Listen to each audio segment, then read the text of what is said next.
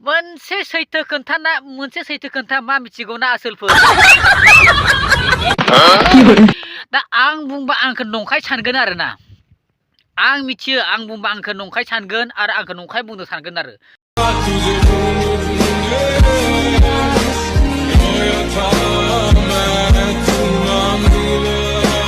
मोनसे सैथो खोन्था मा जोंनि समाजाव सोलिबाय थानाय प्रेजेन्ट मुमेन्ट आरो फिउचार मुमेन्टआवबो सोलिबाय थागोन बेफोरबायदि खोन्थाया आरोना फार्स्ट खोन्थायानो जाबाय आंनि फिसाजोआ लेखा रोंदारों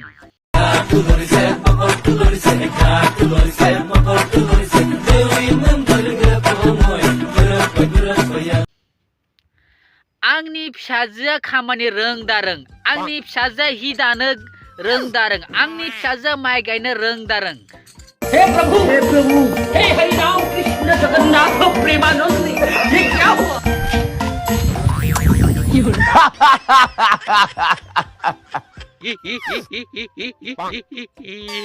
नाथाय आंनि फिसालानि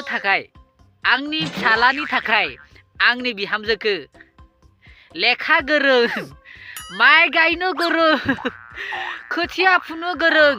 हि दानो गोरों सोब खामानिखौनो रोंजोबनाय नायनो मोजां महर मोजां साफा महर मुस्रि गोनां आंनो बेफोरबायदि बिहामजोखौसो नांगौ आरोना आंनि फिसाजोआ रोंदारों नाथाय आंनि थाखाय आंनि फिसालानि थाखाय आंनि बिहामजोखौ बेबायदिखौ नांगौ आरो ओमफ्राय आरो मोनसे खोन्थाबाव मा मिथिबायना आसोलफोर आंनि फिसालाया जुमाय दाग्ला जाथों गरीब हो दीदी के दख में सीने दो मुझको जीना है जीने दो आंनि फिसालाया गान्जा फाग्ला जाथों आंनि फिसालाया ड्राग्स फाग्ला जाथों आंनि फिसालाया लेखा रोङा जाथों आंनि फिसाला थारमाने जेबोखौनो रोङा जेनेबा 420 अनलि 420खौल' जाहाथे रोङो आरोना अनलि 420खौल' माथ्र रोंगौ आरो नाथाय आंनो बिजामादैखौ लेखा गोरों साख्रि मावना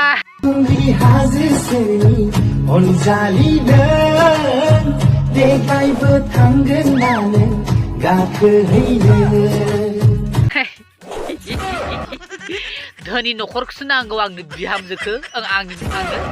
आंनो बिजामादैखौ आरो बिहामजोखौ माने आंनि फिसाजोआ माने खोन्थाफोरखौ मोजां हमनो हायाखै खोमा ना आंनि फिसाजोआ जेखि बायदि जाया मानो नायनाया गाज्रियानो जाथों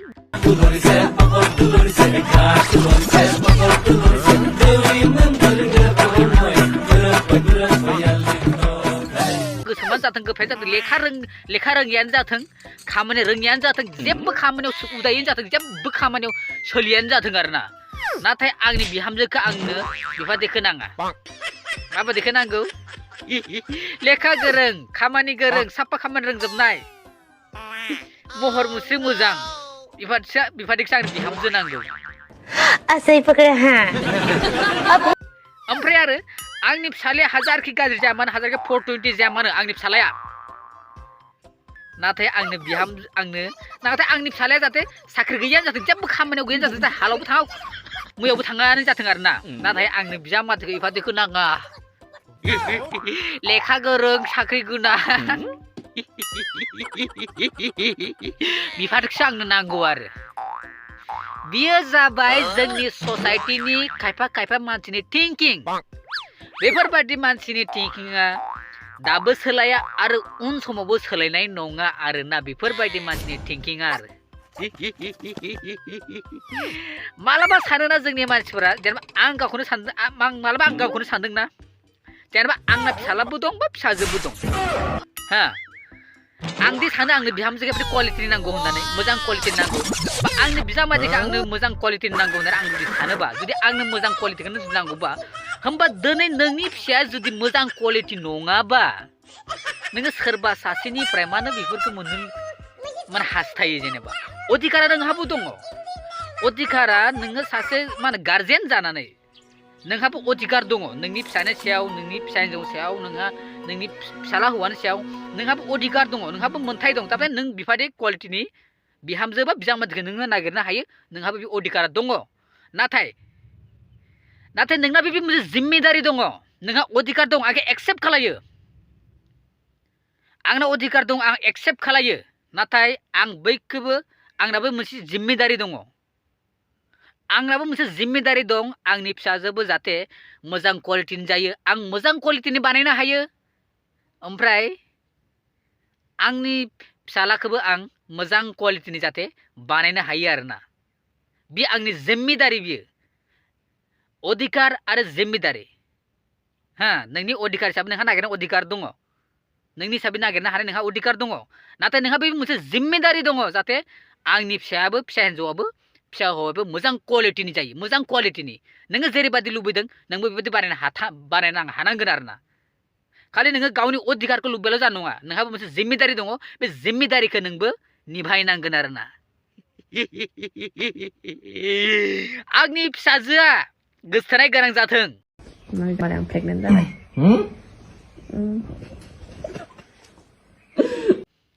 नाथाय आंनो बिहामजोखौ गोसथोनाय गोनांखौ नाङा बेफोरबादि जाबाय जोंनि समाजनि खायफा मानसिनि थिंकिं आरो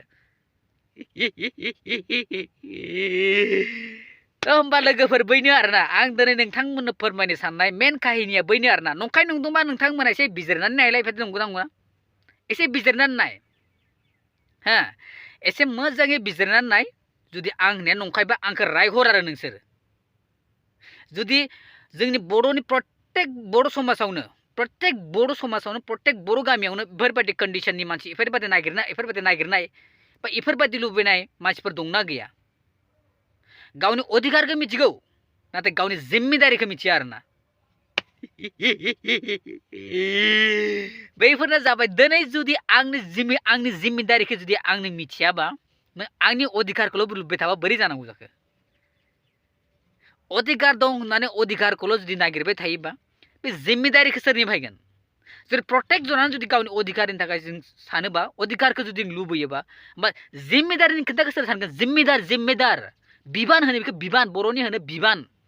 बे बिबानखौ सोर सानगोन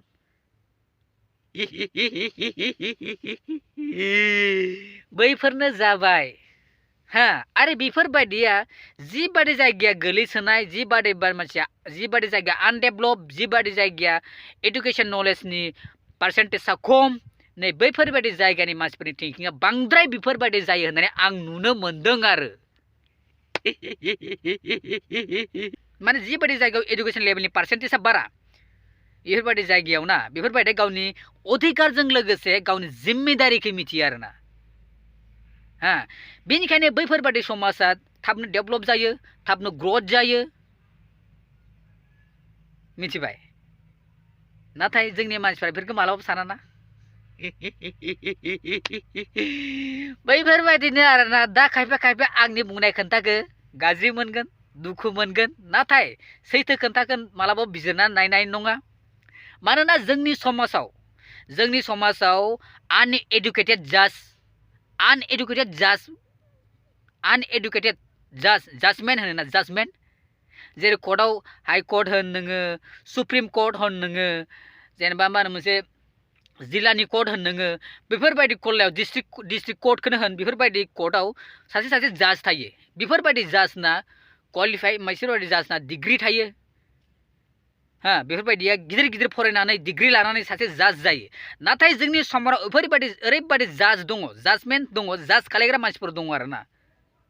बेफोरबायदि मानसिना एडुकेसन नलेजबो गैया बा दंबाबो खम आरो बैफोरबायदि मानसियानो सोरखौबा सासेखौ बाराद्राय जाज खालायो आरोना जाज खालायो माने बिजिरो आरो नाथाय मोजांखौ मालाबा बिजिरा सब समय माखौ बिजिरगोन मिथिबायना गाज्रिखौ बिजिरगोन आरो बेफोरबायदि मानसिया बेफोरबायदि बेक्तिया बै गोलैसोनाय जायगायाव बांसिन थायो आरोना आं दिनै बर' समाजनि खोन्थाखौल' बुङाखै गुबुन समाजाव बेबायदिनो दं आरोना नों हारसाफोरनि समाजाव बेफोरबायदि दङ नोङो गुबुन गुबुन बिसां जोंनि नर्थ इस्टआव जोंनि बा जोंनि आसामाव जेसेबां गामि दङ बेफोरबायदि गोलैसोनाय गामिफोराव एजुकेशन लेभेलनि पार्सेन्टेजआ जेराव खम बेफोरबायदि जाजखौ जों नुनो मोनो आरोना थारमाने बेफोरबायदि जाज आंफोरबायदि आरोना सोरखौबा सासेखौ ओरैनो जाजमेन्ट खालायगोन हो सोरबा सासेनि सायाव ओरैनो एकदम ओरैनो माने एकदम कुनु आनलजिकेल जाज आरोना बेफोरो आनलजिकेल ओरैबायदि जाज खालायो थारमाने सोरबा माने एसे गोरों मानसिफोरा खोनानानै आसरित मोनो आरोना हाब ओरैबायदि आरो इबो ओरैबायदि जाज खालायो क्रिटिसाइज खालायनानै जाज खालायो आरोना नांगौथाय बिना फरायनाय गैयानो जाथों नाथाय जाज एकदमबारे ओरैबायदि जाजमेन्ट होयो आरोना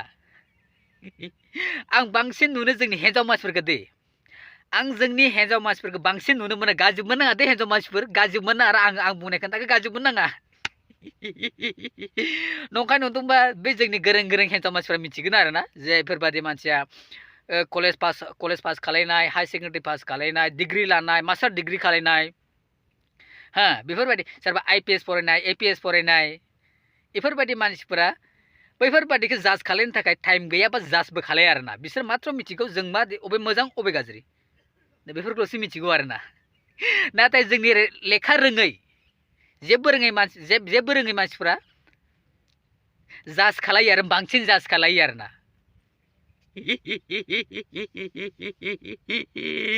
थ' लोगोफोर होनबा दिनै भिडिअखौ एसेबांनो दोनथ'बाय गाज्रि मोननाङा आरो जुदि गाज्रि मोनदोंबाबो मानि थाखाय गाज्रि मोनदों आरो खोन्थाफ्रा नंखायना नंगौ बेखौ खोन्थाहरनोबो नोंथांमोना बावनो नाङा होननानै आं नोंथांमोननिसिम हांख्राय हरो आरोना नोंथांमोननि कमेन्टखौ हांख्राय हरो नोंथांमोननि थिंकिंआ मा आरो नोंथांमोननि भिडिअनि सायाव अपिनियना मा थ' होमबा लोगोफोर दिनै समाव दोनथ'बाय लोगो मोनलायग्रा उन समाव थ' होमबा दोनथ'बाय दिनै समाव दोनथ'नोसै बाय बाय बाय बाय बाय